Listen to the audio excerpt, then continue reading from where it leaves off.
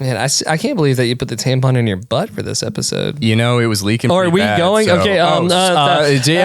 Howdy, everyone. Welcome back to another episode of Texish. The show about some things Texas. And everything Merry Christmas. Merry Christmas, y'all. We got a couple things we want to share with y'all today before you get back to your holiday cheer, whether it's the Shiner kind or not. But first, as always, Tito's and Shiner, gonna be an all-nighter, and I just might find her at the Whataburger line.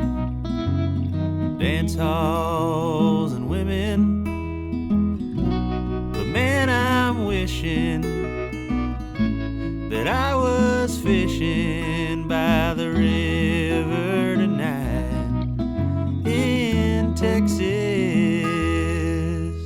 Your favorite part of the podcast and ours. Your not sponsor, Seth. Who is our first not sponsor for today's podcast? Our first not sponsor for today's podcast is Charlie's Eggnog. Charlie's Eggnog. Is your family getting on your nerves? Not anymore. Charlie's Eggnog. Are you ready for the longest nap of your life? Charlie's Eggnog. He delivers it every day in a Grinch costume, and it is fantastic. Charlie's Eggnog. Not to be confused with Charlie's Theron. Charlie's Eggnog. Is it 10 a.m.? Because I'm feeling pretty sleepy. Charlie's Eggnog. Did I just get roofied on Christmas Day? Charlie's Eggnog. He really put his doctor skills to use with this recipe. Charlie's Eggnog. It's mom and dad's only grace on Christmas. Charlie's Eggnog. Shouts out Charlie Moore. Shout out Charlie Moore, everyone. Who's our second not sponsor? Our second not sponsor for today's episode of Texish, once again, Merry Christmas, is The Way Mom Watches You While You Open Presents. The Way Mom Watches You While You Open Presents. She knows what it is, but you don't. The Way Mom Watches You when you open presents. You better like it. The Way Mom Watches You when you open presents. Did she buy this like 6 months ago? The Way Mom Watches You when you open presents. It's been hiding in a closet for the last 6 months, and you know what it is, but you got to pretend like you don't. The Way Mom Watches You open presents. We said we wouldn't stumble over it. Does she somehow have more blankets and more robes on the more we open these presents? The Way Mom Watches You while you open presents. Looks like Mom's been hitting the eggnog pretty hard. The Way Mom Watches You while you open presents. It's an out-of-body experience for her every single time. The Way Mom Watches You while you open presents. It's one of the happiest days of her entire year. It's always, it's like a, like there's feet never touch the ground. Right. And some feet and then there's and then you've got the cocoa. There's like, either the cocoa and maybe like that one. What did Santa bring this time? It wasn't me. I don't know. You what wanted that? I don't even remember you mentioning that. Whatever. Or somehow this arm never goes to sleep, and it's right. Like it just is. When you get the one where you're like, you know what, you can take it back if you don't like it. You can take it back. I love that. As soon as you open it, I kept the receipt. Don't worry, I kept the receipt. I kept the receipts. How'd you keep the receipt? I thought Santa brought it. I don't even know what. I'm not sure what it is yet. Like, is it a scarf? And meanwhile, you accidentally open the wrong present. It's like, it's like, this is Dad's presents anyway. The Way Mom Watches You while you make presents. The way Gunner loses his next segment. All right, you want to hear about? I think it's time for our small town of the week. Town of the week. Do you want to hear about our small town of the week for this Christmas edition? It is Tuna, Texas. Tuna, Texas. Now, for those of you who don't know, Greater Tuna is the first in a series of 4 comedic plays that are based in a fictional town of Tuna, Texas. Tuna Christmas is legitimately one of the funnest plays I've ever watched. Hilarious. Got to see a rendition of it here at the Paramount. Oh, nice. In Austin, Texas. I remember Nan and Pa took me to see Tuna Christmas one time. Yeah, I was with you. Us. He took. I was there. You know what? I'm present in some of these memories. You're my present. Do you remember? So the year that you were born in December 5th. Yeah. So in 1994, my biggest gift was a little brother. Hey, and then he threw baby Jesus away like 2 days later. Yeah. He was like, I wasn't sold on the concept he after said, the first couple Mom, days. You get the metaphor? I thought you were broken. I was broken. I was well, technically. I was incomplete. You were incomplete. We had to fix you. Yeah, they kind of were missing a part. Yeah, if heaven's a factory, they kind of like screwed it. Somebody fell asleep on the assembly. Yeah, quality control didn't catch this one. That's a cleft palate joke. Yeah. For those of you that don't know, and to clarify, I didn't have the lib. I was very fortunate. It was just the roof of the mouth.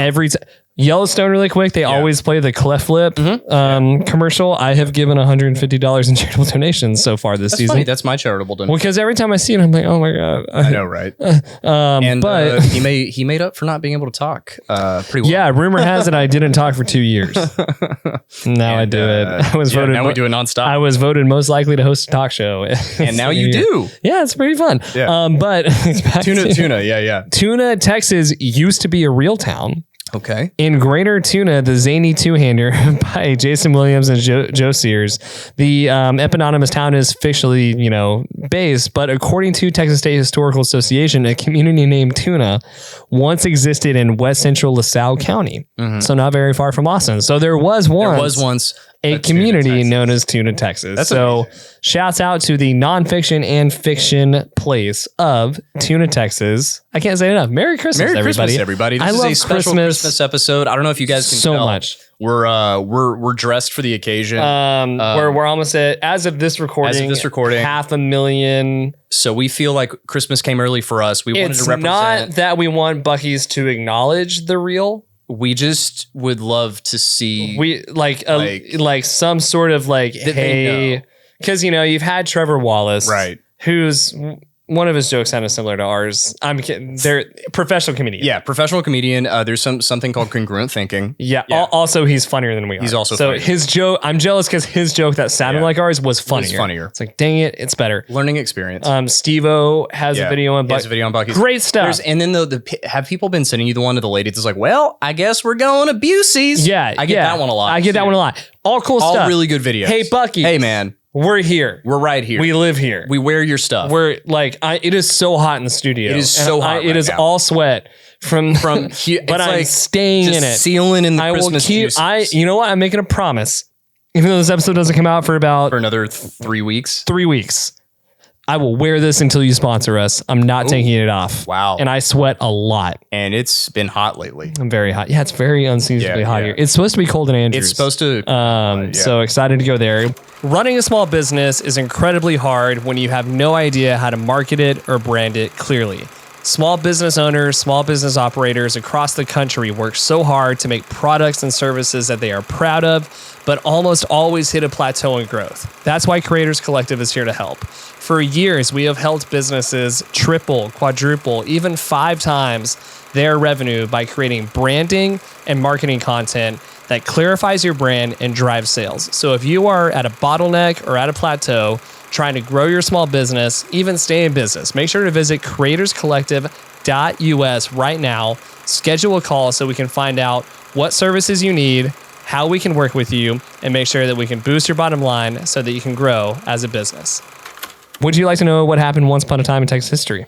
Once upon a time. In Texas history. What happened? Okay. And this is something I didn't know. Yeah. And I think that people need to know. Yeah. This is no feelings, all facts. Sure. We should make a shirt. No feelings, all facts. Yeah.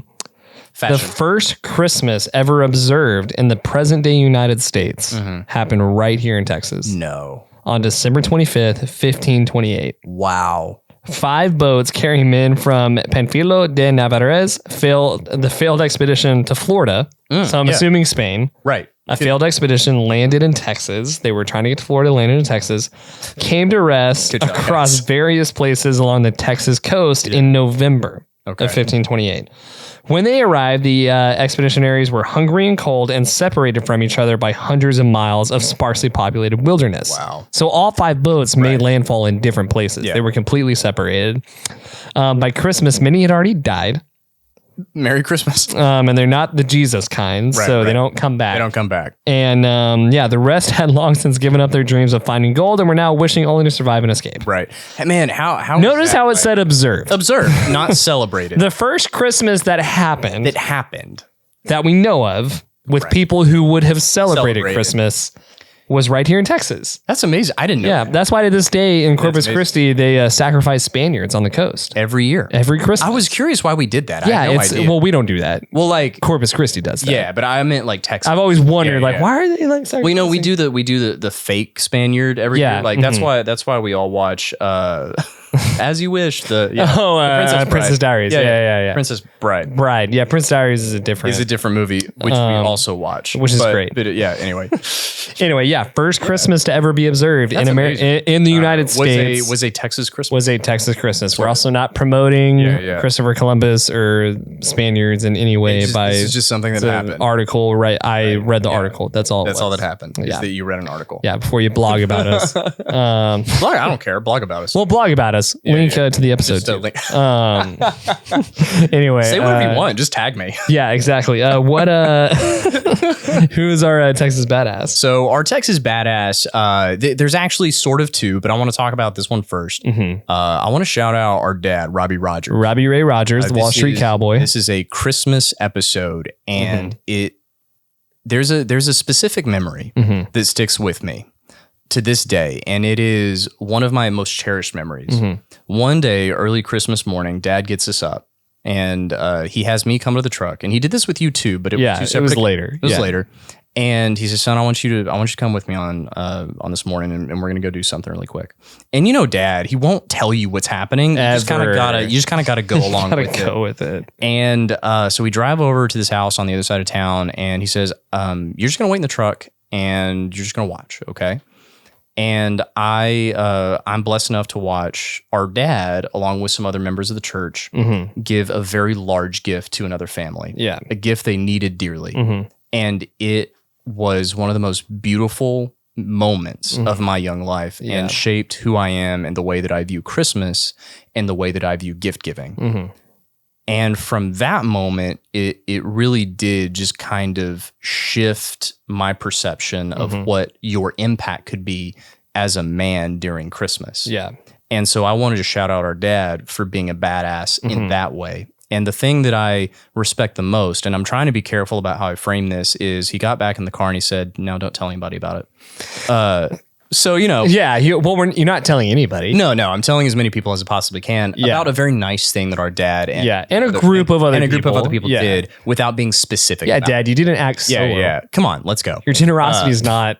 You get like half credit, dude. Yeah, you get an eighth credit. And I do want to shout out our parents for always making an effort to make Christmas special, no matter what was going on. Yep. Because we've had some amazing moments throughout our life. Christmas to this day is one of my favorite days of the entire year because our parents put in the effort to make it magical. Yeah, to make like Christmas itself, and not from we had these crazy Santa traditions. Exactly. Just like because we did the Santa thing, and then we didn't because we got older. We obviously because we turned 15, and we're like, guys, come on. And I think making certain things special for your children is really important for building memories and letting a kid be magic for a little bit longer. Yeah. Because there are moments where you kind of grow up and you shift, and they just did such a good job of maintaining the magic of Christmas. Yeah. So I wanted to highlight our dad, our mom for being badasses. Oh yeah. And making it work even when it wasn't always easy. Yeah. Amen. And a quick shout out to every parent across Texas who does the same thing. Puts on their cowboy boots, dusts them up in the coal, and then does the little cowboy footprints on the mantle. Yeah. And lets their kids believe that there's magic in the world. Yeah. Well, outside of the magic, we have so many familial traditions. Yeah. Or tamales, and we have we eat corn chowder on Christmas Day. Don't know why. A weird tradition. Mom did it once, and we were like, "That's the Christmas happening thing. Now." Charlie brings over his eggnog. We hang out in our PJs all day, and there's something as I get older about being able to sink into a predictable day, just. There's so few. There's something about your 20s, I guess, or maybe it's just all of adulthood that every day feels very unpredictable and very, high, low, all these emotions in one day. And I'm every year I look forward to Christmas, but getting to go home and know that there's going to be one 24-hour block where I know exactly what's going to happen, and I'm excited for every single moment of it. Shout out mom and dad. And Merry Christmas again to everybody. Merry Christmas, y'all. One gift we have for y'all is another edition of Texas Update.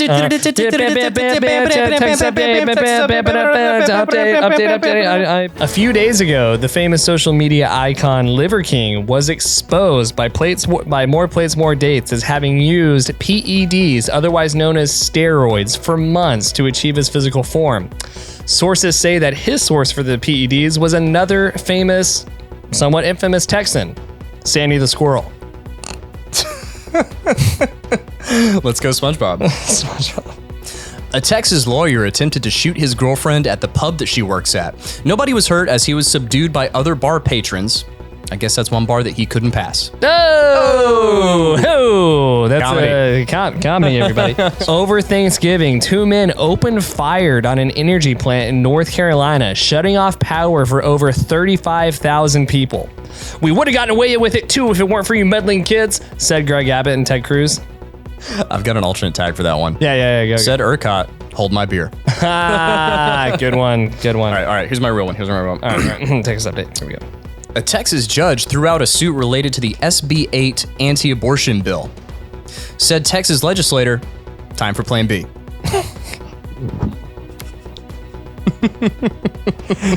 Oh my gosh. Oh, and before we go, just a quick reminder to all Texans during the Christmas season, your deer tags do not extend to reindeer. Good one. Good one. Christmas. Hey. Christmas comedy. Christmas comedy. Hey, it is Christmas. Christmas is fun for the podcast because it kind of marks it's been a year. Another year of publishing an episode every Monday. Mm-hmm. No matter what, we've been very fortunate to get a little bit of time. Graduate into Pouch 6 and have been helped immensely by the guys around here. If we had money, we'd buy you guys presents, but shouts out we'll have to do for now. Invite me to the Christmas party. I promise I'll buy you drinks. We owe you one day. Yes. One day, I hope that every single person who works on this podcast, I owe you infinite drinks. Yeah, I hope that one day we can be like, it's Christmas and we took the guys in production to do this cool thing. Yeah, or like when axe throwing something. But for real, we cannot thank Creators Collective, Alec Winter, the people who have legitimately transformed this podcast, who have helped transform this podcast. I almost said support, but I mean they're supporting, but everyone else who is watching, following throughout this year, who has stuck with us as we've tried to make a decent podcast. Well, really the best podcast we can. Today specifically has been really nice. This episode doesn't come out for 3 weeks, but I've had 3 separate friends randomly reach out. Hey, I'm listening and I'm laughing and this is really good. Oh man. This was like a Christmas gift for me. Jeff Cunningham, the running coach here in Austin, gave me a call. We've been playing phone tag and we talk sometimes, but I didn't know what we were going to talk about.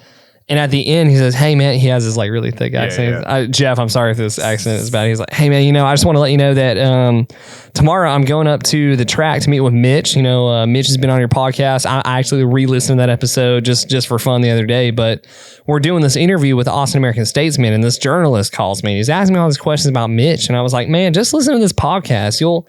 You'll learn everything you need to know from that, not from me. And the journalist reached back out. I was like, man, thanks for sending me this podcast. I actually like the podcast a lot. So it was just I was like, man, I forget that there's other episodes that people can go back and listen to. And it was just a really sweet moment of well, Christmas is such a time for, at least for me, gratitude and reflecting on the past year. And there's so much to be thankful for during this year.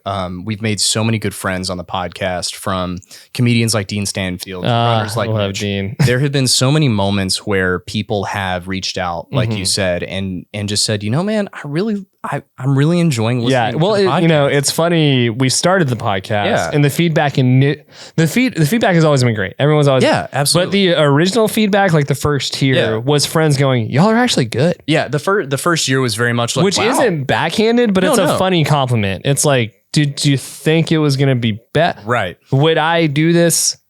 I'm assuming if it was bad, you would tell me, because now you're saying it's actually good. It's graduated to people being like, dude, this is a really good podcast. This is, and we have a lot to thank. I'm obviously Q6 and Pouch 6 are huge, huge components of the reason this podcast has become as good as it is. Creators 100%. Collective, Alec Winter, because the content itself hasn't changed, but the production value has leveled up. I got to tell you, without that.